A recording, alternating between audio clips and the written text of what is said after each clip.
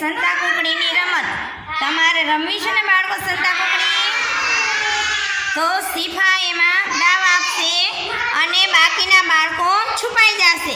પછી શિફા તું ગોતી નાવ ને એટલે જો આ દિવાલમાં તારે થપ્પો કહીને આવતું રહેવાનું. ચાલો સ્ટાર્ટ કરી. શિફા આવતી